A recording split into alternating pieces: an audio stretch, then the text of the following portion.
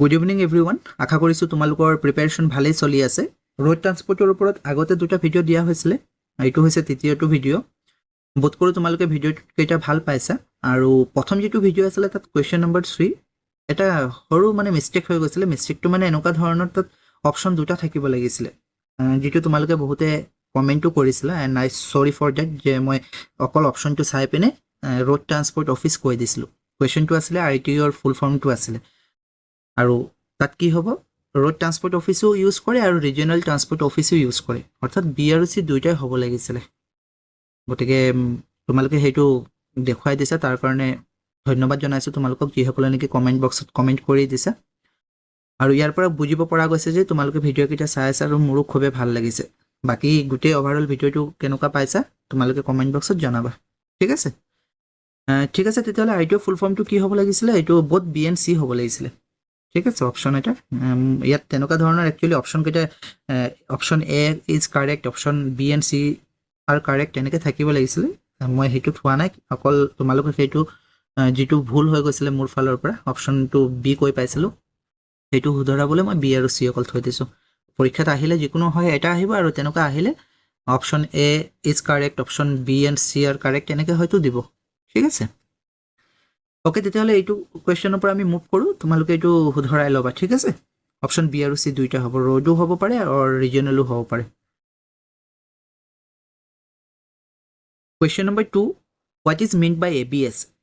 আমি খুব শুনি থাকোঁ ABS বুলি নহয় জানো ABS চিষ্টেম আছেনে নাই ABS চিষ্টেম আছেনে নাই তে ABS চিষ্টেমটো একচুৱেলি হয় কি তাৰ ফুল ফৰ্মটো কি এভইড ব্ৰেক চিষ্টেম নে একচুৱেল ব্ৰেক চিষ্টেম নে এণ্টি লক ব্ৰেকিং চিষ্টেম নে অট'মেটিক ব্ৰেক চিষ্টেম ABSৰ যিটো ফুল ফৰ্ম সেইটো হৈছে anti lock braking system option C anti lock braking system okay Question number 3 the learner's vehicle L board displayed on front and rear of the vehicle with which of the background color যেতিয়া নেকি driving লাইচেন্সৰ কাৰণে apply কৰা হয় আৰু তাৰ প্ৰথম অৱস্থাত যেতিয়া লাৰ্ণাৰৰ চাৰ্টিফিকেট এখন দিয়ে তেতিয়া কি কৰে গাড়ীৰ আগফালে আৰু পিছফালে L বুলি লিখি দিয়ে নহয় জানো তোমালোকে নিশ্চয় দেখিছে L বুলি লিখি দিয়ে এইটো আনসাৰটো ওলাই গৈছে যি কি নহওক এই L যে লিখি দিয়ে এইটো বেকগ্ৰাউণ্ড কালাৰ কি থাকে L লিখি দিয়া যিটো লেটাৰ আছে লেটাৰটো ৰেড থাকে এলটো ৰঙা ৰঙৰ থাকে কিন্তু বেকগ্ৰাউণ্ডটো কি কালাৰ থাকে হোৱাইট কালাৰ থাকে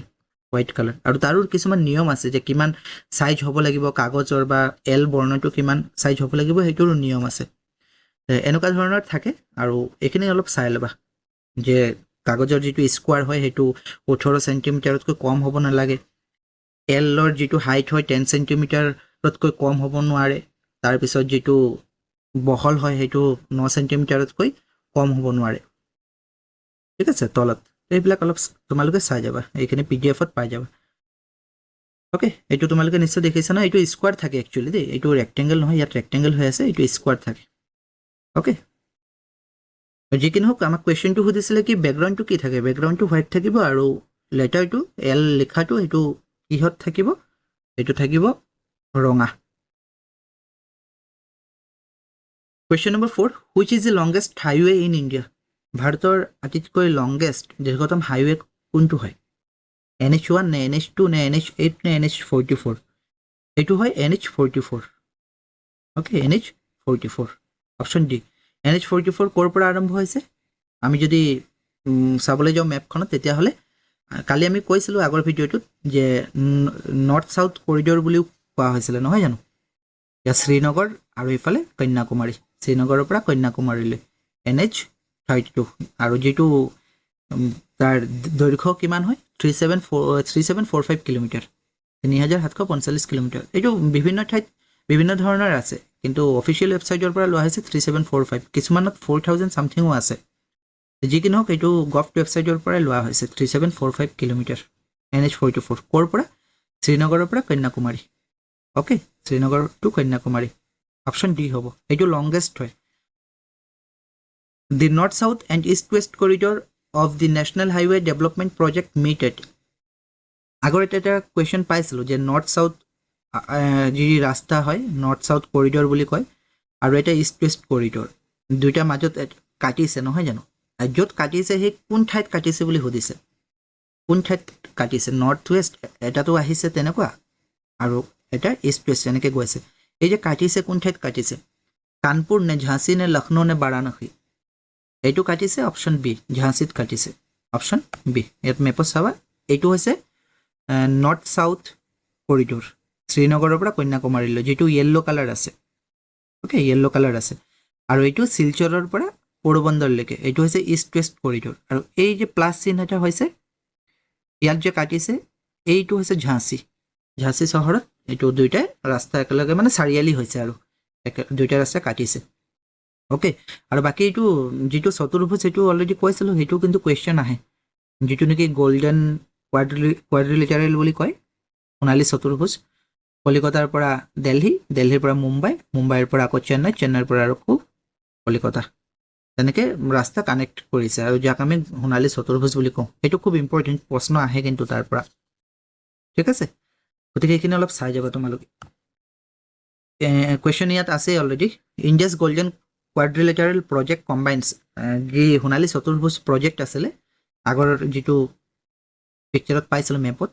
এই যেটো ৰেড কালাৰৰ আছে এইটো গোল্ডেন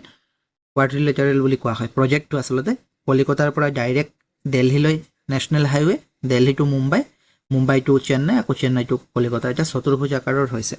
আৰু কোন চহৰ মেইন চহৰ কোন চাৰিখন চহৰক মানে কানেক্ট কৰিছে কোৱেশ্চনটো হেতুৱে হদিছে কোন মেইন চহৰক কানেক্ট কৰিছে দিল্লী মুম্বাই চেন্নাই কলকাতা নে দিল্লী ঝাঁচি বেংগালুৰু কন্যাকুমাৰী শ্ৰীনগৰ দিল্লী কানপুৰ কলকাতা পোৰবন্দৰ বেংগালুৰু কলকাতা কানপুৰ কি আছিল এইটো কলিকতা দিল্লী তাৰ পিছত আহিছে মুম্বাই আৰু তাৰ পিছত কন্যাকুমাৰী সৰি কন্যাকুমাৰী নহয় কি চেন্নাই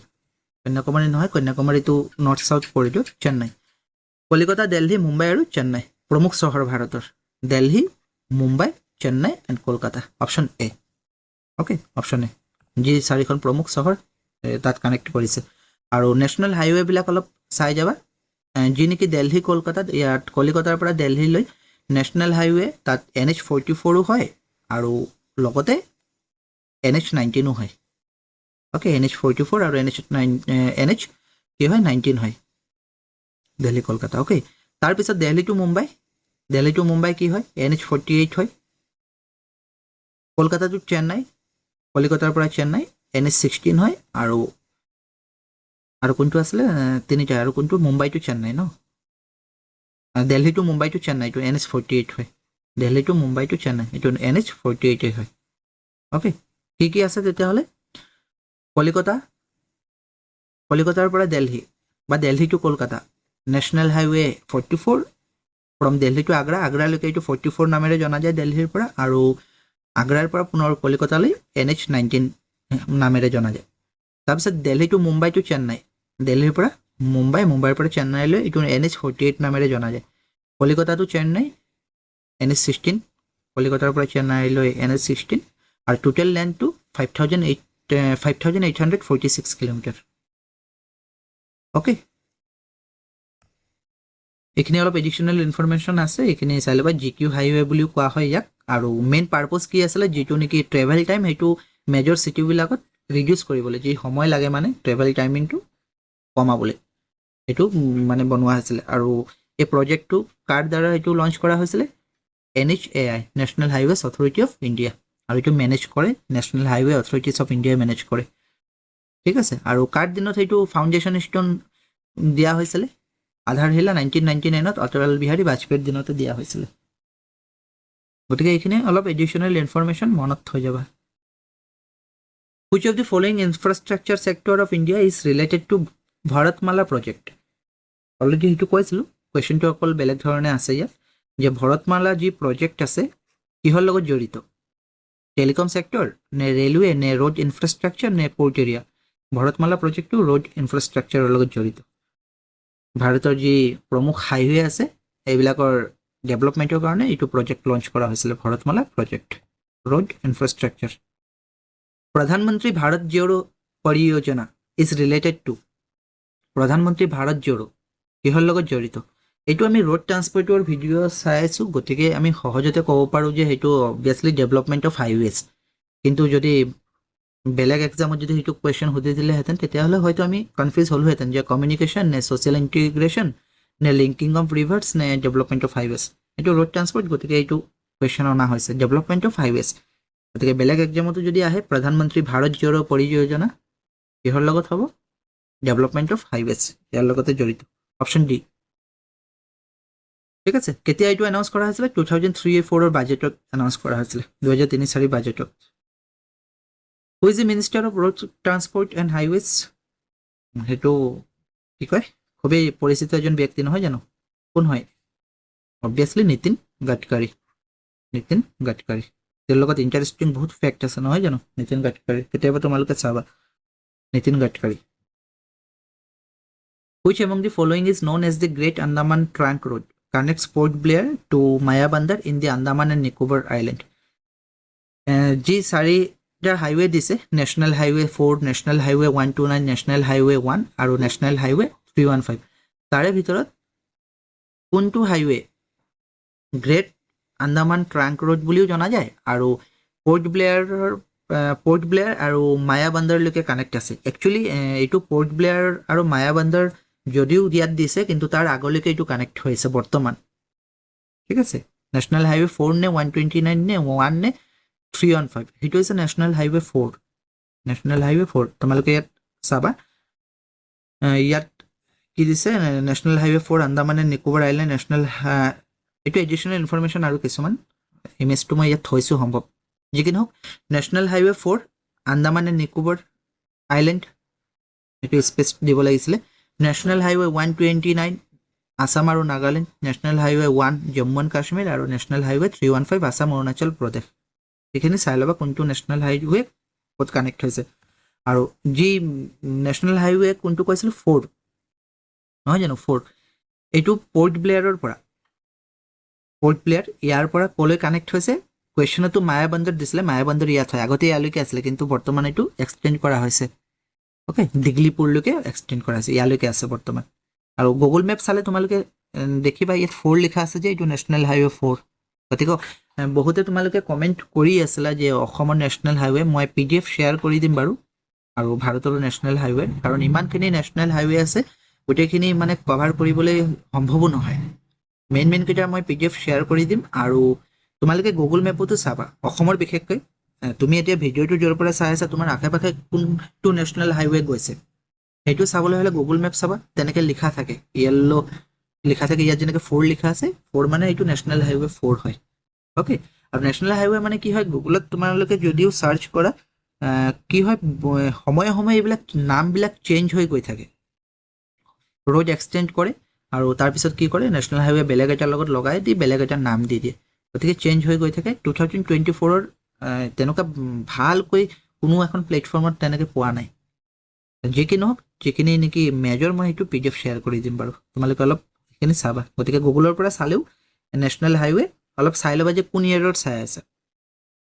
এনেকুৱা নহয় যে নেশ্যনেল হাইৱে 4 চাবা এতিয়াতো আন্দামান নিকোবৰ কেতিয়াবা গুগলত মাৰিবা অসম বুলি দেখাব ঠিক আছে গতিকে সেইখিনি অলপ তোমালোকে চাই ল'বা কোনটো প্লেটফৰ্মৰ পৰা চাই আছা ৱেবছাইটবিলাকো ট্ৰাষ্টেড হয় নে নহয় এইটো চাই ল'বা ষ্টাডিয়া একো এটা ৱেবছাইট আছে তাত আপডেটেড থাকে তাৰ পৰা অলপ চাব পাৰা question number 11 in India cars bearing black number plate with yellow lettering ভাৰতবৰ্ষত যদি কোনো নাম্বাৰ প্লেট থাকে ব্লেক আৰু য়েল্লো কি হয় লেটাৰ মানে বেকগ্ৰাউণ্ডটো ব্লেক ঠিক আছে বেকগ্ৰাউণ্ডটো যদি তেনেকৈ ব্লেক থাকে আৰু নাম্বাৰটো কি থাকে য়েল্লো যেনিবা নাম্বাৰ য়েল্লো আছে অ'কে নাম্বাৰ য়েল্লো তেতিয়াহ'লে এইটো কি বুজায় vehicles belonging to foreign consulates যিসকল নেকি বিদেশী প্ৰতিনিধি থাকে তেওঁলোকৰ নে commercial vehicle such as trucks and taxi commercial vehicle যি বাণিজ্যিক যান বাহন হয় যেনেকৈ ট্ৰাক আৰু টেক্সি এইবিলাক নে commercial vehicles available on rent for self driving commercial vehicle যিবিলাক নেকি বাণিজ্যিক থাকে কিন্তু ভাড়াত ল'ব পৰা হয় নিজে ড্ৰাইভ কৰি চলাব পাৰে ভাড়ালৈ দিয়ে মানে এইটো নে ইলেক্ট্ৰিক ভেহিকলছ যদি ব্লেক বেকগ্ৰাউণ্ড থাকে আৰু য়েল্লো লেটাৰ থাকে তেতিয়াহ'লে এইটো বুজাব যে কমাৰ্চিয়েল ভেহিকল হয় কিন্তু ভাড়ালৈ নিব পাৰা তুমি নিজে চলাব লাগিব তেওঁলোকে অকল ভাড়ালৈ দিব মালিক বেলেগ মই যদি চলাব বিচাৰোঁ মই চলাব পাৰোঁ ভাড়া কৰি কমাৰ্চিয়েল ভেহিকল বুলি কয় ঠিক আছে ৰেণ্টত আনিব পাৰোঁ মানে ভাড়া আৰু সেইবিলাক ভেহিকলৰ লেটাৰ পিছফালে ব্লেক থাকে নাম্বাৰ প্লেটটো পিছফালে ব্লেক থাকে আৰু লেটাৰটো য়েল্ল' কালাৰ থাকে ইয়াত আছে হয়তো মই থৈছোঁ এইটো অপশ্যনটো চি হ'ব এইখিনি ইমান এই ধৰণৰ কিছুমান নাম্বাৰ প্লেট ভাৰতত প্ৰভাইড কৰে প্ৰথমটো প্ৰাইভেটবিলাক কি আমি যিবিলাক চলাওঁ গাড়ী বা বাইক হোৱাইট বেকগ্ৰাউণ্ড থাকে আৰু ব্লেক কি কৰে লেটাৰবিলাক থাকে তাৰপিছত যিবিলাক নেকি ইলেক্ট্ৰিক হয় ইভিবিলাক গ্ৰীণ বেকগ্ৰাউণ্ড হয় আৰু হোৱাইট লেটাৰ থাকে তাৰপিছত টেম্পৰাৰী ৰেজিষ্ট্ৰেশ্যন ভেহিকল টেম্পৰাৰী মানে যেতিয়া নেকি নতুন গাড়ী লোৱা হয় আৰু ৰেজিষ্ট্ৰেশ্যনৰ কাৰণে এপ্লাই কৰা হয় তাৰ আগতে তেওঁলোকে এটা মানে টেম্পৰাৰী ৰেজিষ্ট্ৰেশ্যন নাম্বাৰ দিয়ে স্থায়ী নহয় অস্থায়ী সেইটো য়েল্ল' বেকগ্ৰাউণ্ড থাকে আৰু ৰেড কালাৰ লেটাৰবিলাক থাকে ঠিক আছে আৰু ট্ৰান্সপৰ্টৰ কাৰণে যাতায়াতৰ কাৰণে যিবিলাক থাকে ট্ৰান্সপৰ্ট ভেহিকলবিলাক আকৌ য়েল্ল' থাকে আৰু লেটাৰটো ব্লেক থাকে তাৰপিছত কোনো বিদেশী যদি ডিপ্ল'মেট আহে ভাৰতলৈ কনচালটেণ্ট যদি কোনোবা আহে বিদেশী ডিপ্ল'মেটো যদি আহে ডিপ্ল'মেটিক পাৰ্চনবিলাকৰ যি নাম্বাৰ প্লেট প্ৰভাইড কৰা হয় তাত আকৌ ব্লু কালাৰ নীলা ৰঙত থাকিব নাম্বাৰ প্লেট আৰু হোৱাইট কালাৰ লিখা থাকে তাত নাম্বাৰবিলাক বেকগ্ৰাউণ্ডটো নীলা আৰু নাম্বাৰবিলাক হোৱাইট আৰু তাত আমাৰ যেনেকৈ ষ্টেটৰ যিবিলাক নেকি RTO নাম্বাৰ থাকে যেনেকৈ অসমৰ হ'লে AS তাৰপিছত ডিষ্ট্ৰিক্টৰ কিবা এটা নাম্বাৰ থাকিব নহয় জানো যিসকল নেকি বিদেশী ডিপ্ল'মেট হয় তেওঁলোকৰ আকৌ দেশৰ এটা কাণ্ট্ৰি কোড থাকে ঠিক আছে গতিকে নীলা যদি আমি নাম্বাৰ প্লেট পাওঁ তেতিয়াহ'লে এইটো গম পাম যে বিদেশী প্ৰতিনিধিসকলৰ হয় তাৰপিছত মিলিটাৰী ভেহিকলৰ এনেকুৱা থাকে ব্লেক থাকিব হোৱাইট লেটাৰ থাকিব আৰু তেনেকৈ এটা চিম্বল এৰ' চিম্বল থাকিব এইটো যদি আমি দেখোঁ তেতিয়াহ'লে গম পাম যে এইটো মিলিটাৰীৰ কাৰণে ব্যৱহাৰ হৈছে তাৰপিছত এইটো ৰেণ্টেল যিটো কুৱেশ্যনত সুধিছিলে ৰেণ্টেল আমি ভাড়ালৈ আনিব পাৰোঁ ব্লেক বেকগ্ৰাউণ্ড হয় আৰু কি কয় য়েল্ল' লেটাৰ হয় অ'কে তাৰপিছত ট্ৰেড চাৰ্টিফিকেটৰ কাৰণে আকৌ এক প্ৰকাৰ যদি আমি এপ্লাই কৰোঁ ট্ৰেড চাৰ্টিফিকেটৰ কাৰণে কিবা গাড়ীৰ যদি ব্যৱস্থাৰ কাৰণে এপ্লাই কৰা হয় তেতিয়াহ'লে তেওঁলোকে নাম্বাৰ প্লেট এটা প্ৰভাইড কৰে আৰু সেইটো হৈছে ৰেড বেকগ্ৰাউণ্ড কিন্তু হোৱাইট লেটাৰ হয় অ'কে ট্ৰেড চাৰ্টিফিকেট আৰু ভাৰতৰ প্ৰেছিডেণ্ট আৰু গভৰ্ণৰ অফ অল ষ্টেটছ যিকোনো ৰাজ্যৰ ৰাজ্যপাল আৰু ৰাষ্ট্ৰপতিয়ে যি নাম্বাৰ প্লেট ইউজ কৰে ৰেড বেকগ্ৰাউণ্ড তাত অকল এমব্লেম থাকিব অ'কে গতিকে তেনেকুৱা ধৰণৰ নাম্বাৰ প্লেট চাই আমি ক'ব পাৰোঁ যে এই গাড়ী কাৰ হয় মানে কেনেকুৱা ধৰণৰ ব্যক্তিৰ হয় ঠিক আছে গতিকে এইখিনি অলপ তোমালোকে চাই যাবা green number plates are use for green number plates কিহৰ কাৰণে ইউজ কৰে এইটো অলৰেডি কৈছোঁ এইটো ইলেক্ট্ৰিক ভেহিকলছৰ কাৰণে ইলেক্ট্ৰিকৰ কাৰণে কি হয় গ্ৰীণ হয় option A the speed of the vehicle is measured using dash and the distance travelled can be measured using dash যি স্পীড হয় সেইটো আমি কিহেৰে জুখিব পাৰোঁ আৰু দূৰত্বটো কিহেৰে জুখিব পাৰোঁ মানে কোনটো যন্ত্ৰৰ সহায়ত জুখিব পাৰোঁ অডোমিটাৰ নে স্পীডোমিটাৰ গেলভেনোমিটাৰ স্পীডোমিটাৰ অডোমিটাৰ আৰু গেলভেনোমিটাৰ অডোমিটাৰ স্পীডৰ কাৰণে এইটো মনত থ'বলৈ সহজ স্পীডোমিটাৰ হয় আৰু ডিষ্টেঞ্চৰ কাৰণে অডোমিটাৰ হয় অপশ্যন চি স্পীডৰ কাৰণে স্পীডোমিটাৰ আৰু ডিষ্টেঞ্চৰ কাৰণে অডোমিটাৰ অপশ্যন চি অ'কে এইটো অডোমিটাৰটো ডিষ্টেঞ্চৰ কাৰণে আৰু স্পীডোমিটাৰ স্পীডৰ কাৰণে the Atal tunnel has been build by which organisation খুব চৰ্চাৰ এটা কুৱেশ্যন হয় মানে অটল টানেলৰ বিষয়ে প্ৰায় নিউজত ওলাই থাকে নহয় জানো এই ৰিচেণ্টটো লেণ্ডশ্লাইডত ব্লক হৈছিলে গতিকে অটল টানেলৰ বিষয়ে তোমালোকে অলপ চাই যাবা ইয়াত মই ডিটেইলছ নকওঁ অকল কোনে বিল্ড কৰিছিলে সেইটো কুৱেশ্যনটো ৰখা আছে কোন অৰ্গেনাইজেশ্যন আচলতে আৰু সেইটো বিল্ড কৰিছিলে বৰ্ডাৰ ৰোড অৰ্গেনাইজেশ্যন আগৰ ভিডিঅ'ত নিশ্চয় কৈছিলোঁ তোমালোকক যে BROI যিবিলাক নেকি ৰোড বিল্ড কৰে কোন অঞ্চলৰ ৰোড বিল্ড কৰিব মানে কেনেকুৱা ঠাইৰ বৰ্ডাৰ এৰিয়াৰ ৰোড বিল্ড কৰিব okay BRO BRO option B S20 is designated for S20 S হ'লে আমি নিশ্চয় গম পাওঁ যে এইটো অসমৰ হয় কিন্তু 20টোৱে কাৰ বুজাব মানে 20 যিটো কোড লোৱা হয় RTO কোড এই RTO কোডে কি বুজায় ভেহিকলছ অফ আছাম পুলিচৰ নে entire Assam state for Assam state transport corporation যি ASTCৰ যিমান গাড়ী আছে তেওঁলোকে এইটো ইউজ কৰে নে ডক্টৰসকলে কৰে নে আছাম পলিটিচিয়ানসকলে কৰে S20 কোডটো ইউজ কৰে ASTCৰ যিমান মানে গাড়ী আছে ASTC আসাম ষ্টেট ট্ৰান্সপৰ্ট কৰ্পোৰেশ্যনৰ যিমান গাড়ী তাত S20 মানে এইটো বুজিব পাৰি যে এইটো ASTCৰ আণ্ডাৰত চলিছে ওকে অপশ্যন কোনটো option B If you see a vehicle with the RTO code S30 what organization does it belong to যদি আমি S30 পাও কৰবাত S30 যদি পাও তেতিয়া হলে এটো কোনে চলাই আছে মানে বা কোন ডিস্ট্ৰিক্টৰ হ'ব পাৰে একচুয়ালি ডিস্ট্ৰিক্টৰ নহয় S32 এটো কোনো ডিস্ট্ৰিক্টক প্ৰভাইড কৰা নাই হেতু হৈছে আসাম পুলিচৰ কাৰণে আসাম পুলিচৰ যিমান গাড়ী আছে তাত S30 থাকিব S30 বেলেগ গাড়ী তেলকে ইউজ কৰিব পাৰে হেতু বেলেগ কথা কিন্তু যেটো নেকি অফিশিয়ালি তেলকক দিয়া হৈছে RTO কোড হেতু হৈছে S30 গতিকে S30 যদি কোড কৰবাৰ পৰা দূৰৰ পৰা দেখা আগতে ৰৈ দিবা যদি ডকুমেন্টস ঠিক না থাকে S30 দেখাৰ লগে লগে ইউটাৰ্ন মাৰি দিবা আৰু সিধা নহয় ইউটাৰ্ন আকৌ সিধা কেনেকৈ হ'ব মানে ইউটাৰ্ন মাৰি দিবা ওকে S30 কাক প্ৰভাইড কৰে Assam police option B a person is driving a personal vehicle with the registration number AP00 এটো আৰু নাম্বাৰটো দিয়া নাই he is from which state কোনো এজন ব্যক্তিয়ে পাৰ্সোনাল গাড়ী চলাই আছে আৰু তাত নাম্বাৰ প্লেটত AP লিখা আছে তে AP নাম্বাৰ প্লেট কোন ষ্টেটৰ হয় অন্ধ্ৰ প্ৰদেশ নে আসাম নে অৰুণাচল প্ৰদেশ নে মহাৰাষ্ট্ৰ আসামৰটো নহয় আসামত হ'ব এছ মহাৰাষ্ট্ৰ হলে MH অৰুণাচল প্ৰদেশ নে অন্ধ্ৰ প্ৰদেশ কাৰণ অৰুণাচল প্ৰদেশতো AP আছে আৰু অন্ধ্ৰ প্ৰদেশতো AP আছে যদি আমি শৰ্ট ফৰ্মত লিখো AP টো দিয়ে অন্ধ্ৰ প্ৰদেশত আৰু অৰুণাচলটো দিয়ে AR দিয়ে অৰুণাচল প্ৰদেশটো AR দিয়ে আৰু অন্ধ্ৰ প্ৰদেশৰ যি RTO কোড হয় হেতু হয় AP অন্ধ্ৰ প্ৰদেশ গতিকে AP হলে কি হ'ব অন্ধ্ৰ প্ৰদেশ অপচন এ ইয়াত আছে AP হলে অন্ধ্ৰ প্ৰদেশ AR হলে অৰুণাচল প্ৰদেশ AS হলে আসাম MH হলে মহাৰাষ্ট্ৰ অলপ এখিনি তোমালোকে চাই যাবা বাকি বিলাকটো কিছুমান ষ্টেটটো গমে পাও যেনেকৈ দিল্লী হলে DL কিন্তু কিছুমান ষ্টেটৰ নামবিলাক একেই বৰ্ণৰে হলে যেনেকৈ অন্ধ্ৰ প্ৰদেশ আৰু অৰুণাচল প্ৰদেশ তাত কনফিউজ হৈ যাব পাৰো যে AP হয় নে AR হয় গতিকে হেবিলাকহে অকল চাব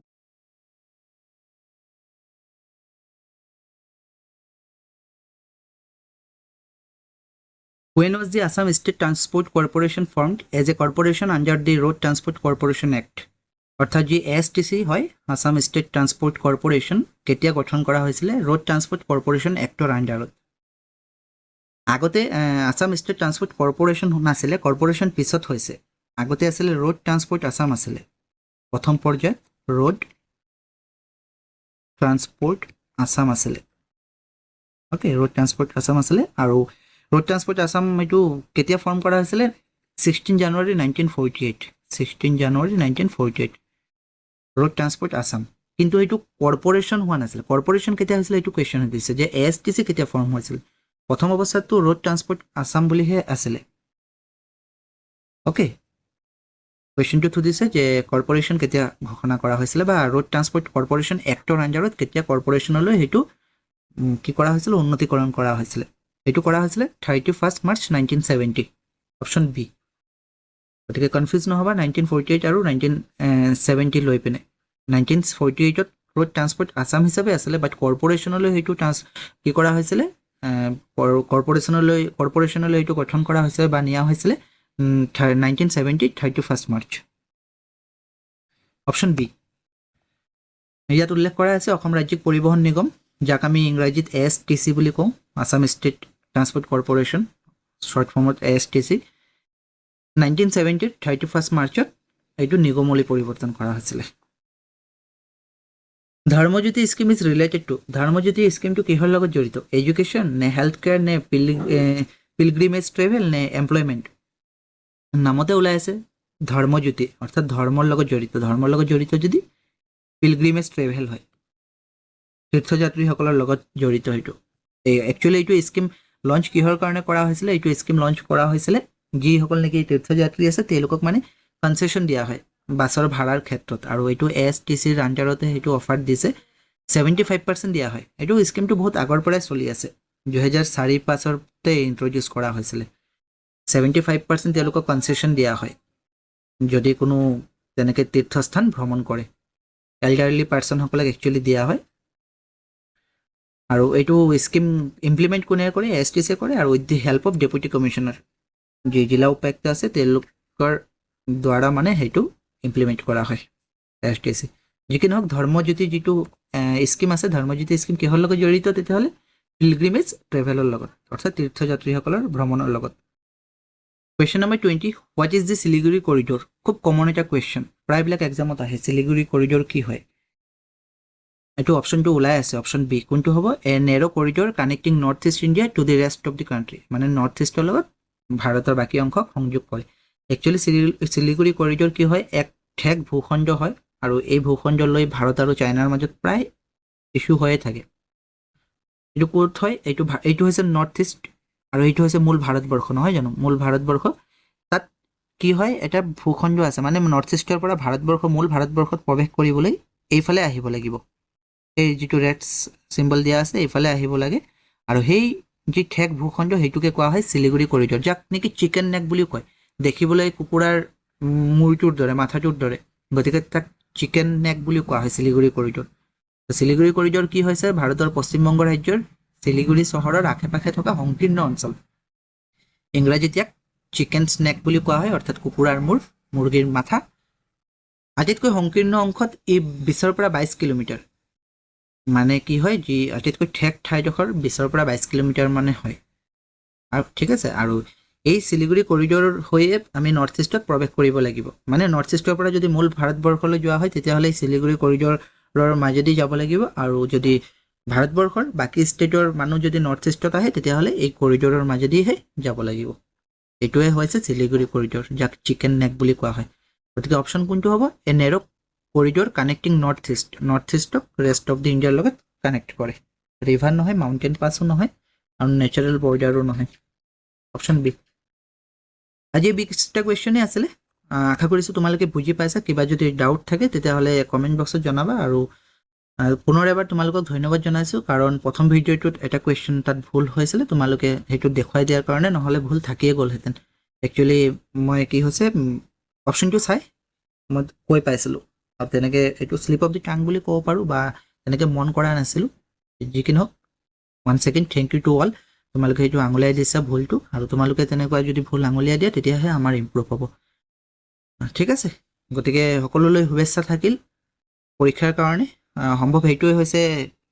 লাষ্ট ভিডিঅ' কাৰণ পৰহি পৰীক্ষা আছে গতিকে আৰু মই ভিডিঅ' নিদিওঁ বুলি ভাবিছোঁ তোমালোকক যদি PDF কিছুমান আছে সেইখিনি দি দিম যদি PDF লাগে তোমালোকক মই PDF বিলাক শ্বেয়াৰ কৰি দিম বাৰু ঠিক আছে তেতিয়াহ'লে শুভৰাত্ৰি সকলোকে